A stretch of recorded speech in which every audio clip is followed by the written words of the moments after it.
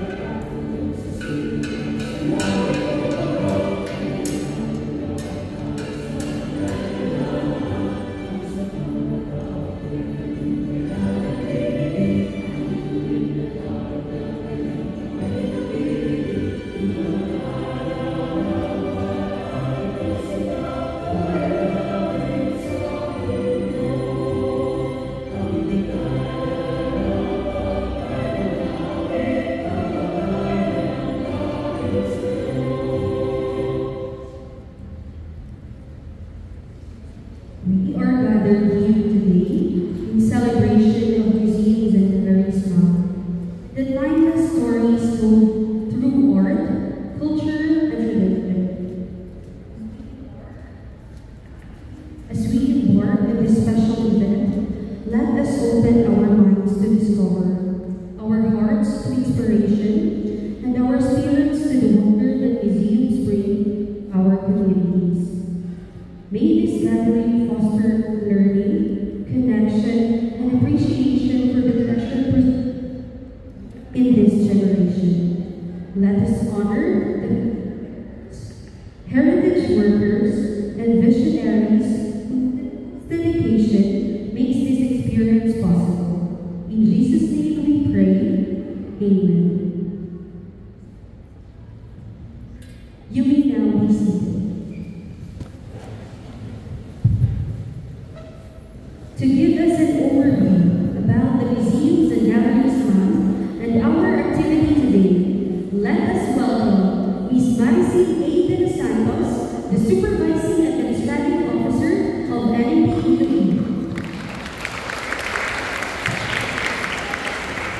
Ngayong hapon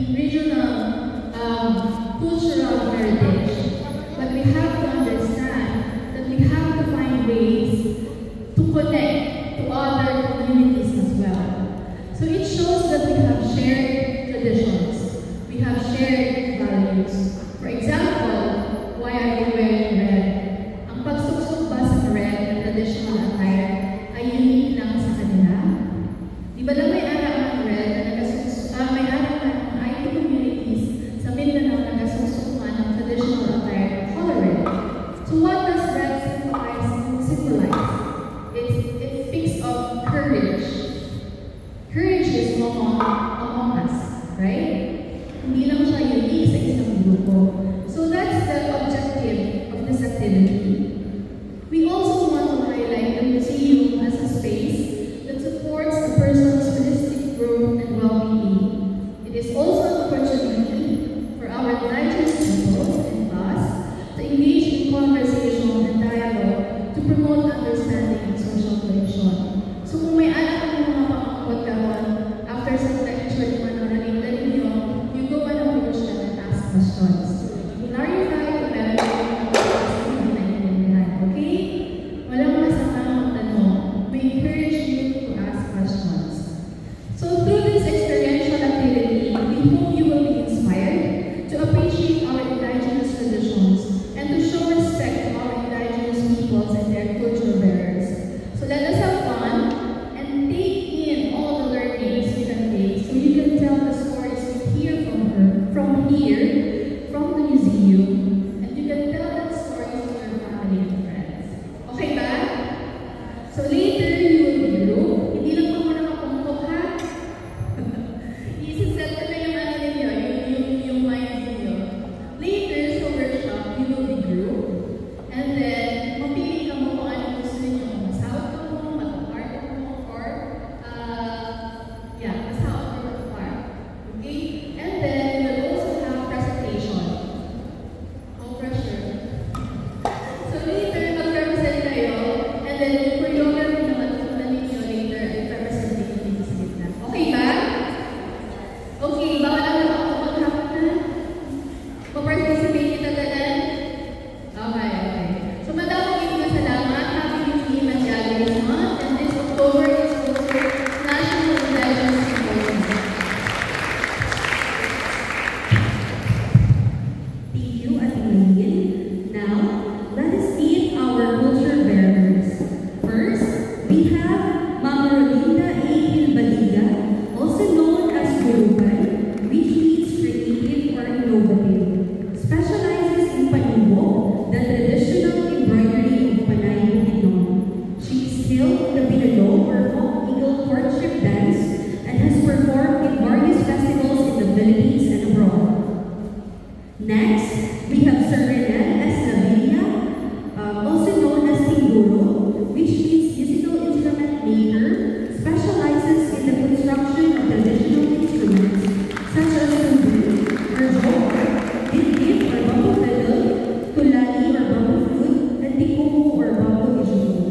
He is skilled in the Binalog or Hawk Eagle courtship dance and a sought-after musical accompanist, playing various indigenous rhythms on the orgo, and tambour or traditional drum. He is also a trained panubok, embroidery artisan, demonstrating intricate needlework designs and patterns. Last, we have Sir Roger Hilbaliga, or Bibo, a cultural master that specializes in traditional instruments such as tubig or jawhar, dibdib or bamboo fiddle, and tulali or bamboo flute, and tikumbo, bamboo ijiko. Let us give them a big round of applause. Now, to explain to us the dance traditions of the Panay Bukidnon, let us welcome Guruban, Ms. Rolinda A. Hilbaliga, to give us a presentation entitled Ang Dumaan na Estilo sa Binalog. Let us pay attention and learn from her.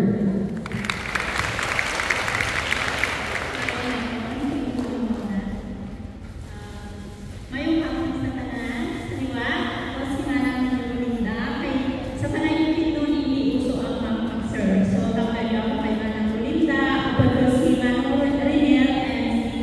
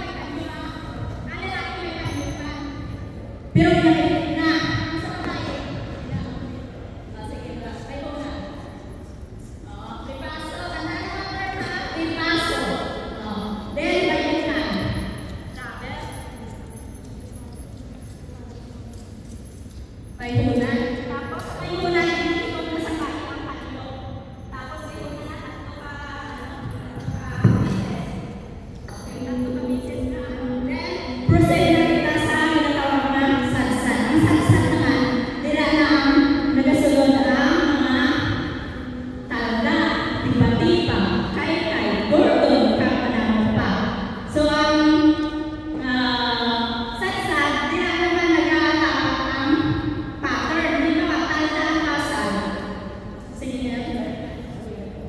Kung tanda ang basal, ang sawat mo, isang tuong man dapat sa tatlo.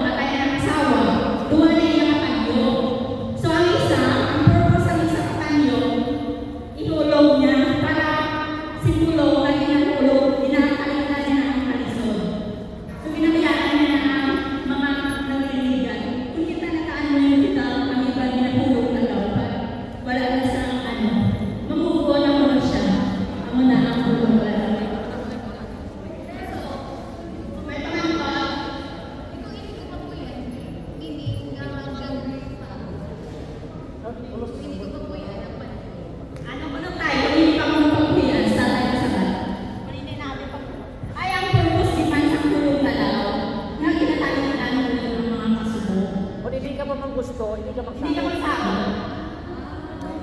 Hindi ka magsahod. Gusto ko sapot ko, kalalaw. Ikaw katapos, lalaw mo. Ang lalaw nilang kamisod. Halimbawa naman, may nangyay ka.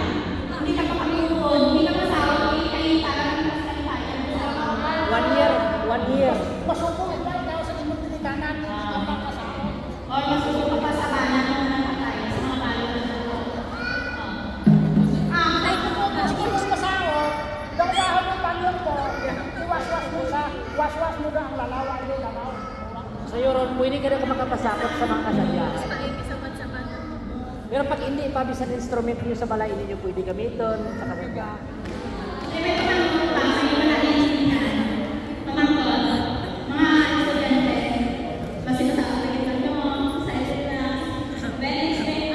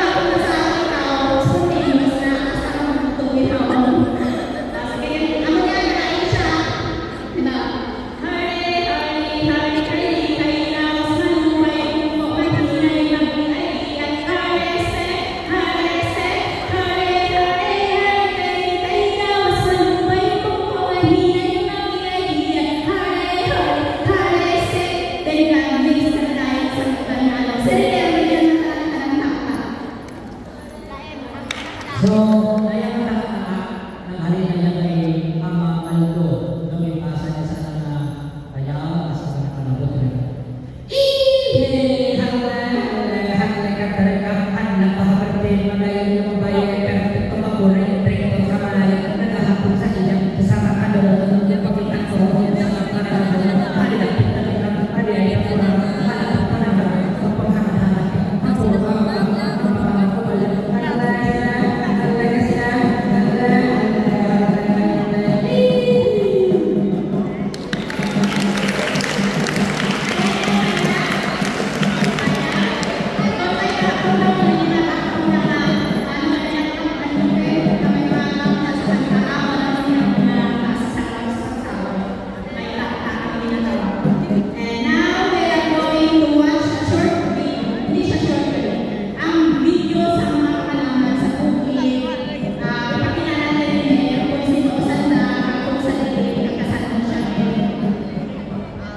So, kami naman kasabihan ang dua ng ating binango. Ang dinumaan ng binango. So, try mo i-notice kung ano ang nalaing ng movements kung mga malaking basao, then try mo naman na tawag kung ano ang movement ng mga batang basao. So, unang-unang video ng basao, si Tatay Vicente Jimenez, kasi nga nila sila damas. Ang isa ng luwas sa pinakabantok ng sa may kanilang sa damas.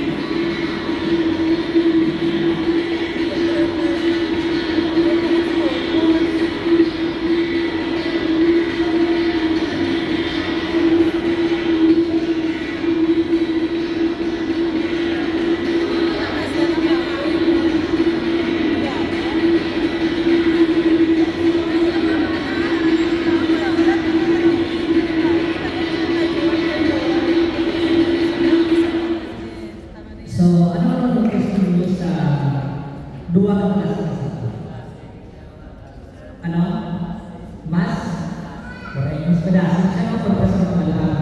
Ang mga malang na magulang, nakatulog sa music.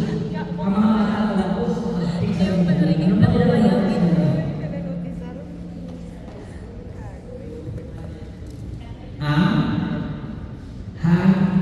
Yes, yun. Sa mga ulang ng mga lima.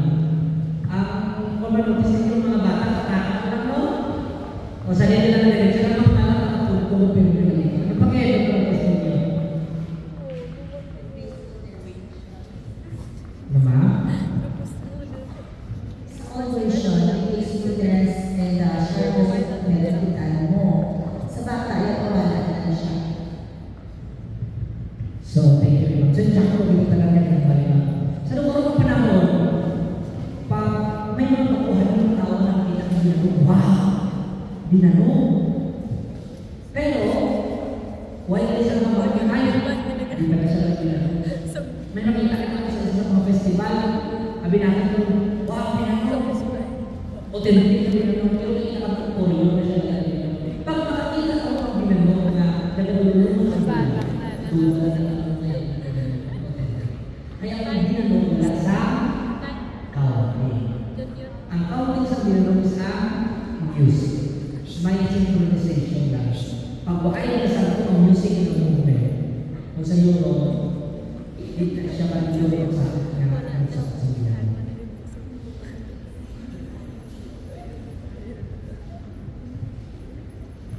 So, ang pattern din ang ginagamit namin, may patakdama. Ang pattern, patakdama. Dinasok po tayo ang mga lain-lain ng mga pattern ng dalunga, daluba. So, may lain na kakitaan sa ano na notice naman kanina sa hindi ang drum, ang tambol. May lain na talga, may lain na masulog, may lain na medyo malilan. So, dipindi kanino kung gusto mo din masulog ng klase ng music. Request mo ang music electro ba kung pag-saot, damos, o pag-saot. May iba namin na mahinay, malunalay. Kasi the present siguro sa mga disco, ang ilan prefer nila ang sweet music, hindi sila sa mga extra o photos. Ang ilan mas prefer nila ang music. So before we proceed sa ating workshop, ipakita ang insakto pag-iis sa babae na traditional dance at traditional attire. Kung may traditional dance, may traditional attire. Ay, kinubra natin sa mga sa viewers sa panel dito. Mayroon kami mga manika. Diyan napakita ang kung paano yung susok ang mga traditional attire. So, maraming kami costume abit ng ano siya, festival, theater, costume na tinatawag. Sa mga ethnic group, mas prefer naman or mas tinatawag naman ang attire ng traditional attire. So, hindi kami ano sa tinatawag costume. Sa mga traditional attire, sila siguro ang mga So, ang traditional na karakter, ang bayan sa una, ang manong sakot may ginatapon sa itsura na ito patera ko. Ang isang una, espesyal kung magdaraga, bawang nakita ang itsura. Ang espesyal ang magdaraga, ang magdaraga, so nakabunan ang itsura. Tapos sa sakwa, kung di siya old style, no? Sa salon, magaya siya crop top, tapos sa sakwa ang sipro na saipang. Tapos nakatapos pala yung lapos na may pulos. Ang daya sa labuan ko siya natawag na sinuman. Ang daya naman na natawag na lulo, ang black, tapos ang kadyo. Tapos may mga accessories, mga coins na may mananong tinda, may tulong, may baligo, may limited, may walkus. So, kung nakita niyo sa link niya, pure na siya na silver coins, no? So, mga dumaan na yung mga pamumulitan. So, dahil American Kila, dahil 45 mga coins, World War II mga coins. So, pinatawag na siya sa mga Kamunil, Miss Pronunciation ng Commonwealth. That's why ang tawag naman yung Kamunil. Ang dahil sa World Man Garcia,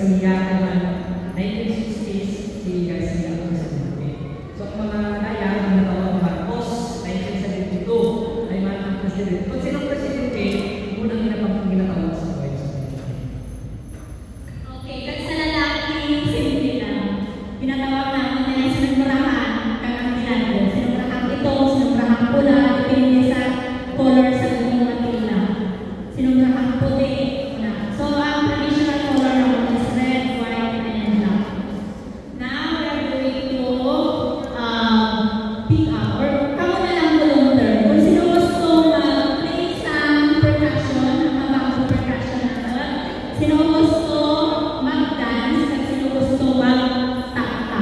Ang takta natin. Ibalik ka sa last slide. Ang tukari-hari. So, ang mabasa dito na section, kuha sa instrument and state. Ang masawag din sa tunga. Kuha lang ito din na pinakagustuhan. Kuha lang sa bangko, ang mabasa. Gusto sa percussion na. Dito kayo mag-release na. Then, ang pinanawag din sa tunga, Tristan ba? Ang wala, ang papilin sa ilang chair, ang nakakita na, ang matutaka. Okay? So, may music kami na i-play. Hindi mo ito malaka. Sundan nyo lang ang percussion. Wala ako ng ano lang ano pattern. Basic pattern. Hindi mo hindi na ang pattern. Kung paano ko rin. Yes, kaya natin yung number sa dance. Ang dance din sa or pwede kang magkakaroon. Okay, din kami. So, ang pinanong nakatigil. Wala sa chinelas, wala sa sapatos. Kaya mas pinanong lang ang pinanong, nangyari kami provided na traditional attire to wear.